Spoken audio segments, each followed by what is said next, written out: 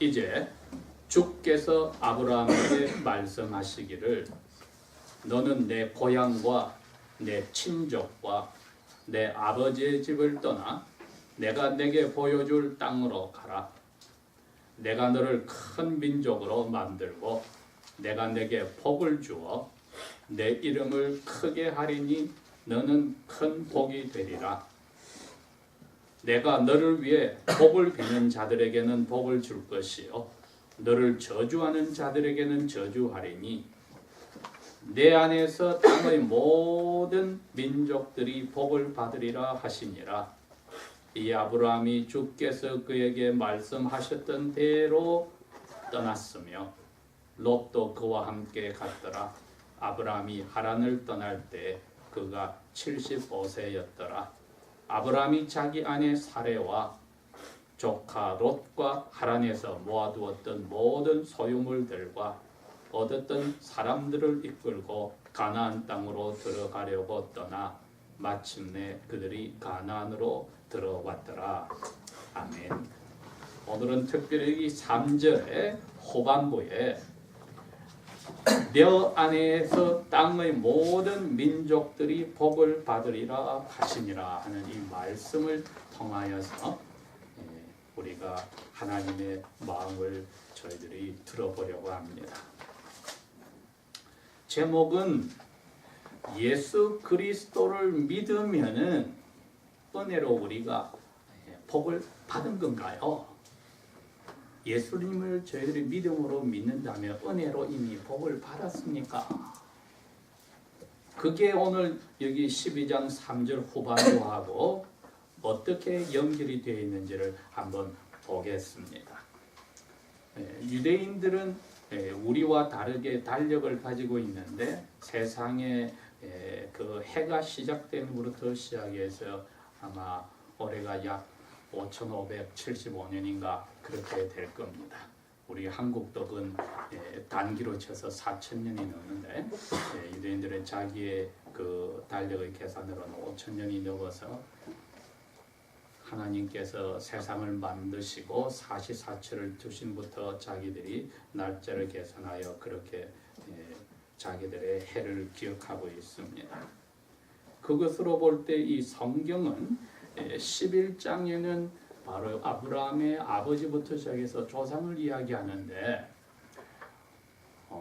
노아의 홍수 후로 아브라함이 10번째 대 10th 제너레이션에 태어나는데 노아는 홍수 후에 350년을 더 살았고 그리고 노아의 아들 셋 중에 셈은 막내 셈은 500년을 더 살았습니다. 아브라함이 이 셈 할아버지의 자손이기 때문에 아브라함이 노아 홍수 후에 292년 만에 태어났으니까 그 말은 노아 할아버지가 살아계실 때 아브라함이 태어나서 아브라함이 58세 때 노아 할아버지가 돌아가시고 바로 그 밑에 있는 셈 할아버지는 아브라함보다도 더 오래 사셨습니다. 그렇기 때문에 저희들이 오늘 이 12장 1절 말씀에서 너 고향과 친족과 아버지 집을 떠나라 했을 때 도대체 아브라함에게 어떤 친족들이 있는가 했을 때 오늘날 알미니아와 터키 북쪽에 있는 노아의 방주가 멈췄던 아라랏산 근방에서 내려오는 그 근방에 노아와 셈은 살았기 때문에 거기서 내려오는 그의 친족들은 10제너레이션이면 엄청난 많은 숫자가 됩니다. 그렇지만 둘째 함의 후손인 니므롯 그 당시에 가장 유명한 사람이었던 니므롯이 바벨탑을 쌓아서 대부분의 사람들을 휘어잡아 우리가 알고 있는 이 화성 마르스지요. 화성을 겨냥하여서 하늘에 쌓을 탑을 짓겠다고 하였던 때이기도 합니다. 그래서 유대인들은 자기들이 가지고 있는 그 유전의 책 속에는 아브라함과 니므롯이 동시대에 살아서 니므롯이 왕으로서 아브라함을 많이 경계하였다고 되어 있습니다. 그리고 바벨탑을 하나님이 무너뜨렸기 때문에 니므롯이 자기 왕국이 줄어들면서 나중에 소돔과 고모라를 쳐들어오는 왕의 한 사람으로 내려오는데 아브라함이 오히려 그들을 물리치는 사건이 나온 것이 있거든요. 그래서 우리는 그냥 아브라함이 오늘날 이락 땅에 있는 우르 동네 조그만 데서 아버지하고 북서쪽으로 이민을 먼저 갔다가 다시 하나님의 명령으로 가나안 땅으로 이민을 온 것으로 생각하기 쉬우나 자기 고향 원래 이락 땅의 우르에서부터 아주 유명한 가문의 그러니까 막내는 아니지만은 아들로 태어나서 자기 아버지가 바로 이 화성신 마르둑이라고 하는 세상에서 제일 먼저 시작된 우상숭배 신이 그 화성을 섬기는 마르스를 섬기는 마르둑 신인데 그 신을 섬기는 제사장의 역할까지 하였다고 유대인들의 유전책에는 제스퍼, Book of Jasper라는 그렇게 설명이 되어 있습니다. 그렇기 때문에 그것을 배경으로 하면은 아브라함은 셈과 노아의 9대, 10대 할아버지를 통하여서 이미 노아 홍수 전에 에덴 동산에서부터의 그 내용들을 벌써 토판으로 다 물려받아서 자기가 보관할 정도는 되어 있었습니다. 그럼에도 불구하고 여호수아 24장에 나오듯이 너희 조상들이 큰 강 너머 즉 갈대아 우르에서 살 때나 하란 땅에 살 때에 우상신을 섬기고 있었다고 여호수아가 이스라엘 사람들에게 이야기를 하거든요. 그렇다면은 아브라함은 그 화성신을 섬기는 아버지와 함께 노아 할아버지와 셈 할아버지를 통하여 참된 하나님을 알고 있음에도 불구하고 니므롯과 함께 그러한 우상신을 섬기는 것을 생활을 하다가 하나님께 불림을 받았다는 것이 밝혀지는 겁니다. 그러니 사도행전 7장에 나오듯이 먼저 갈대아 땅에 이락 땅에 있을 때 하나님이 영광의 하나님이 나타나서 아브라함을 먼저 불렀는데 그때 아브라함이 대답하여 움직이지를 않고 자기 아버지가 그 제사장 가문에 있으면서 아브라함을 데리고 하란 땅 쪽으로 같은 나라의 서북쪽으로 가서 먼저 죽었던 자기 아들을 위해서 다시 도시를 건설하는 하란에 10년을 머무르게 됩니다. 오늘 12장은 그 10년을 머무르고 제사장에서 은퇴한 자기 아버지가 돌아가신 후에 하나님이 명령이 내려왔다는 겁니다. 그러니 아브라함에게 하나님이 두 번에 나타나서 명령을 두 번을 해주신 게 되는 거죠. 자, 이 배경을 하고 아브라함을 들여다보니 아브라함이 여호와의 말씀에 너 고향을 떠나라, 너 친족들을 떠나라, 네 아버지가 이 동네 이 도시를 세운 유진대 너희 아버지의 집을 떠나서 내가 너에 보여줄 땅으로 가라. 이렇게 말한 것이 이제 그림이 그려집니다. 보통 이민이라고 할 때는 사는 곳이 힘들어서 떠나는 게 이민인데 아브라함은 그래서 이민을 떠난 것이 아니란 것입니다. 오히려 75살의 나이에 자기가 사는 그 도시 자체를 아버지가 세워서 가장 거기서 영광을 누리는 사람이 이민을 떠날 이유가 없음에도 불구하고 이민을 떠났다는 것입니다. 그러니까 여기서부터 여호와께 순종의 모습을 보여주었습니다. 4절에 아브라함이 주님께서 그에게 말하였던 대로 순종하여서 떠났다. 이건 쉬운 일이 아니지요. 저희들은 어려운 자리를 벗어나서 좋은 것을 생각하려 떠났으나 아브라함은 오히려 좋은 것을 포기하고 갈 바를 알지 못하고 히브리서 11장이 그렇게 이야기했습니다. 갈 바를 알지 못하고 떠났다. 아니나 다를까 아브라함의 그 모습을 향하여 하나님이 이미 약속을 줍니다. 뭐라고 했냐? 너로 해서 큰 민족을 이루겠다. 75살과 아내가 65살이고 아기가 없음에도 불구하고 너를 큰 민족으로 만들겠다. 자손들을 주겠다고 하고 너 이름이 드러나겠다고 이야기를 하고 너가 복이 되겠다고 이야기를 하고 너에게 잘해주는 사람도 내가 복 주고 너에게 저주하는 사람에게 저주하겠다고 이야기하고 마지막으로 5번째는 3절 후반절에 있는 이 세상의 모든 다른 민족들이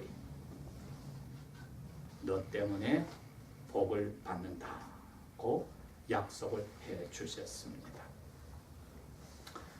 나중에 이 아브라함의 후손이었던 사도 바울이 성령의 감동으로 갈라디아서 3장 10절에 가면 이렇게 표현을 합니다. 여호와께서 아브라함에게 나타나서 좋은 소식을 전했다. 복음을 전했다고 이야기를 했습니다. 도대체 뭐를 복음을 전했다고 했는가 했더니 바로 3장 후반절에 이거였습니다. 너를 통해서 이 세상 모든 민족들이 복을 받겠다 하는 요 약속이 성경에서는 gospel, good news라고 좋은 소식이라고 사도 바울은 해석을 했습니다. 이 세상 사람들이 즉 너희 후손들 빼고 나머지가 다 이 히브리서가 히브리 말로 이 창세기 12장에 쓰여졌는데 히브리 말로 이 모든 민족이란 것은 너희 후손들 빼고 나머지 모든 민족들이란 뜻입니다. 이 민족들이 복을 받는다. 이 하나님의 약속 자체가 좋은 소식 복음이라는 겁니다. 자, 그러면은 이 복이 뭔지를 저희들이 한번 생각을 해봐야 됩니다. 에덴 동산에서 아담과 그의 아내에게 하나님이 생육하고 번성하고 땅을 가득 채우고 벌써 3가지 복을 주었어요. 생육하고 번성하고 땅을 가득 채우고 그 다음에 땅을 정복하라. 이게 4번째 복입니다. 땅을 정복하는 것. 그 다음에 5번째는 하늘이나 땅 위나 바닷속에 있는 모든 것을 너가 다스려라. 이것을 다 누리면은 이게 복입니다. 노자와 장자가 중국에서 입장은 사람은 자연의 일부이기 때문에 자연에 파묻혀서 그냥 일부로 태어났다가 죽고 사라져도 자연의 일부니까 그게 사람의 사는 도리라고 이야기를 했습니다. 그게 복이라고 했습니다. 성경은 그렇게 이야기하지 않고 너희는 자연과 동떨어진 하나님의 자기 입김으로 넣어준 영을 가졌기 때문에 자연을 정복하고 그리고 생물이 움직이는 것은 다 너희들의 명령에 복종하여 살아라는 명령을 주신 것 또한 복이었습니다.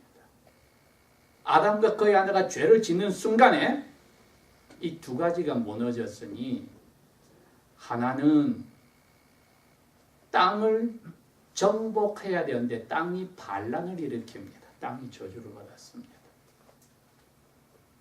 노아 홍수가 일어나서 땅이 저주를 내려서 사람들에게 원수처럼 해서 사람들을 8명 빼고 다 죽여버렸습니다. 그래서 아까 그 5가지 복 중에 땅을 정복하는 복이 사라져버렸습니다. 그 다음에는 노아의 가족들에게 여호와께서 똑같이 이야기합니다. 생육하고 번성하고 땅에 퍼져라. 3가지 복은 그대로 주시고 땅을 정복하라는 게 빠져버립니다. 왜? 이미 땅이 원수처럼 우리를 힘들게 해버렸기 때문에 더 이상 복이 되지 않았습니다. 그 다음에 고기나 생선들이나 땅의 짐승이나 공중의 새들 전부가 너 이제 너희들 겁먹고 벌벌 떨 거니까 그거 잡아먹으라고 했습니다. 그래서 이 땅을 정복하는 자연이 우리에게 순종하는 게 사라졌고 동식물이나 생선까지 우리에게 겁을 먹고 또 우리가 잡아먹어야 되는 서로가 생존 경쟁하는 자리로 가버려서 이 세상 오늘까지 왔습니다. 자, 그러면은 이 사실들을 아는 아브라함에게 하나님이 이 세상 모든 민족들이 너 때문에 복을 받는다 할 때 아브라함은 그것을 무슨 복이라고 생각했을까? 오늘 저희들이 예수님 안에서 생각해야 될 복이 이겁니다. 왜? 사도 바울도 그 말 자체가 좋은 소식이라 했는데 그러면은 땅을 다시 정복하는 게 복이란 말인가? 아니면 모든 동식물들 생선까지 죄짓기 전에 아담에게 순종하듯이 순종하면 복이란 말인가? 그게 구약시대 사람들이 생각하는 복이었습니다. 그런데 선지자들이 가끔 하는 이야기가 하나님이 이 세상에 잃어버린 것을 회복하는 하나님 나라를 세우러 오시면은 사자하고 양들이 잡아먹지 않고 겁내지 않고 풀을 뜯어먹고 같이 어울리고 어린애가 독사굴에 손을 넣고 같이 어울리고 산다. 에덴 동산에서 잃어버렸던 복을 회복한다는 겁니다. 그 다음에 더한 것은 아브라함에게 이 복이 무엇인지를 15장에 가서 가르쳐 줍니다. 아브라함아, 너 하늘에 저 별 많이 보이지? 저거 헤아리지 못하잖아. 그만큼 너를 통해서 내가 그 자손을 줄 거야. 아브라함이 말도 안 되는 그 이야기를 믿었다고 했습니다. 그러니까 하나님이 너 내가 죄 없다고 해줄게. 아브라함에게도 이것이 제일 중요한 복이란 것을 하나님이 보여준 겁니다. 왜? 아담이 그걸 놓쳤기 때문에 자기 아내와 함께 나무 밑에 하나님을 무수해서 숨었습니다. 이게 의로움을, 죄가 없는 상태를 잃어버린 제일 하나님이 사람에게 주고 좋아했던 하나님과 사람이 하나님을 닮은 사람이 가까이 지나고 즐거워하는 삶, 죄가 들어오면 그게 무너지는데 그 의로움이 사라진 것, 그게 복이 없는 삶입니다. 땅이 원수가 되고 동물들이 생존 경쟁하라고 사람을 죽이기도 하고 사람이 홍수에 산사태에 묻히는 게 복이 없어진 정도가 아니고 제일 무서운 거는 에덴 동산에서부터 두 부부가 하나님이 무서워서 숨어버리는 의로움이 사라진 복. 그것이 제일 하나님이 아브라함에게 이것이 너가 제일 중요한 복이라는 것을 가르쳐 준 겁니다. 그러면은 신약 성경에 와서 예수님이 우리에게 바로 그것을 이야기하는 겁니다. 너 눈에 보이는 이거 건강이나 재산이나 부모 형제나 자녀들이나 너 가진 명성이나 기술이나 이 모든 것 이거 가졌다고 복이 아닙니다.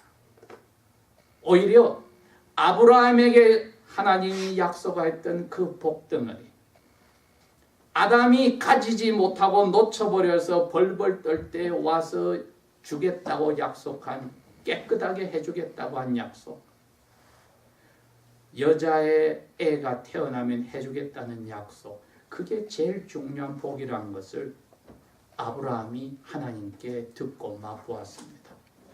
아브라함 너 잘 살다가 와서 지금 힘들어졌잖아. 큰 나라들이 너를 협박하고 무서워하고 너 아름다운 아내를 빼앗길까 겁이 나잖아. 그러나 아브라함아 그것을 내가 다 막아준 이게 제일 중요한 복이 아니라 너가 죄 없다고 아담과 그의 아내에게 내가 약속해줬던 스스로 그들이 잃어버렸던 죄 없다고 해주는 건 내가 너에게 해줄게. 이게 제일 큰 복이니라. 그렇기 때문에 12장에 너를 통하여 모든 민족들이 복을 받는다 했을 때 예수님이 오셔서 내가 바로 아브라함에게 하나님이 약속한 복을 주겠다고 하는 바로 그 씨답니다. 아브라함에게 너를 통해서 했지만은 22장에 가서는 너의 아들을 통해서 세상 모든 나라가 복을 받겠다고 했는데 그 아들이 바로 나 그리스도를 이야기하는 거다. 똑같은 갈라디아서 3장 16절에 사도 바울이 또 그렇게 해석을 했습니다. 그렇게 함으로써 아브라함 머릿속에 점점 뚜렷하게 나뿐 아니라 나를 통해서 내 후손을 통해서 이삭을 통해서 또 이삭이 가르치는 그 분을 통해서 사람들이 죄가 사라지는 복이 온다. 이게 바로 복음이었습니다. 죄가 사라지는 것이 복음입니다. 여러분, 이 세상에서 가장 비근한 예가 가장 사랑하는 부부 사이에 신뢰가 깨어지고 잘못이 들어가서 깨어졌을 때 그 아내나 남편이 밖에 나가서 무슨 일을 하고 사람들에게 칭찬받고 사업이 잘 되고 뭐가 잘 되고 다 잘 돼도 집에 오면 지옥 아닙니까? 그게 하나님하고 사람하고 빠져드는 의가 빠져버리면, 죄 때문에 의가 빠져버리면 산 모습이 그겁니다. 그리고 이거는 영원토록 갑니다. 나머지는 죽는 순간에 끝나는데 이거는 영원토록 갑니다. 그러니 하나님은 아브라함에게 내가 이걸 너에게 선물로 주는데 이게 너를 통해서 그리고 너의 후손을 통해서 이 세상 모든 사람들이 바로 이 복을 받는다. 오늘 우리의 마음속에 내가 무슨 복을 바라고 이처럼 살고 있을까? 이처럼 공부하고 있을까? 이처럼 부부 생활하고 자녀를 키우고 또 사업을 하고 직장을 다니고 장래를 꾸미고 이 모든 것이 내가 무슨 복을 바라는가 할 때에 신약 성경에서는 예수님이 너희에게 선물로 찾아온 의로움이니 하나님이 너에게 원하는 거룩함이니 하나님이 너에게 원하는 사람이 지혜롭다고 하는 지혜 덩어리이니 너가 아브라함에게 주었던 믿음 선물로 받아서 예수님을 받았냐? 그러면 넌 이미 복받은 사람이야. 이 세상을 가득 채운 예수님입니다. 하늘에 가서 악령들이 이 공중을 움직이고 세상의 많은 나라의 정치가들을 움직이고 문화 모든 개를 움직이고 있다 할지라도 예수님의 발 아래 하나님이 두어서 세상을 가득 채우는데 그 가득 채우는 중심에 하나님 나라인 우리 교회가 있습니다. 내가 그 복을 누리고 살고 있습니다. 그렇기 때문에 이 문제를 저희들이 참된 복으로 깨닫기 시작할 때야만이 우리가 오늘 저녁에 하나님께 불려봐도 할렐루야 감사하며 갈 수 있습니다. 즐겁게 그 외 나머지 것을 예수 안에서 주신 그 의로움 외 나머지 것을 저희들이 하나님 앞에 감사히 다시 다 기도하고 갈 수 있습니다. 그것 외에 다른 것으로 저희들이 아둥바둥해야 때문에 오늘 이후로는 그것이 우리의 마음을 힘들게 해서도 되지 않고 우리의 그 흔들리는 모습 때문에 성령님을 슬프게 하는 일도 있어서는 되지 않을 것입니다. 기도하겠습니다.